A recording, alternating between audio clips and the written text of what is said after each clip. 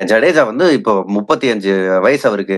அவர் வந்து 18 வயசுல இருந்து ஆடிக்கிட்டு இருக்காரு ஐபிஎல். சீசன் ராஜஸ்தான் ராயல்ஸ் ஜெயிச்ச சீசன்ல இருந்து ரவீந்திர ஜடேஜா இப்ப வர ஐபிஎல் ஆடிருக்காரு. எவ்வளவு மேட்ச்ங்க நம்பர் 4 போயிருக்காரு ஜடேஜா? எனக்கு புரியலையே! ம்.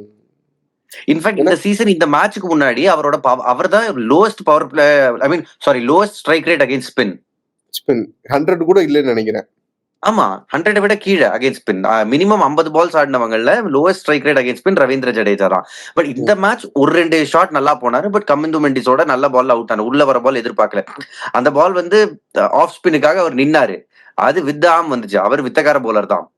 பட் நீங்க அந்த எதுக்காக அவரை வந்து இது மேல அனுப்புறாங்கன்னு எனக்கு தெரியல. எதுக்காக சிவம் தூபே டிலே பண்ணணும்? இன்ஃபாக்ட் பெட்டர் ஸ்ட்ராட்டஜி சிவம் தூபேக்கு பவர் பிளே குடுத்து எல்லா ஃபீல்டர்ஸும் உள்ள இருப்பாங்க.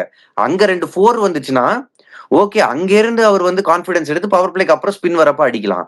இவங்க சிவம் தூபேய வந்து எடுத்துட்டு வர மாட்டோம்னு சொல்லிட்டு டிலே பண்ணாங்க பேட்டிங்ல.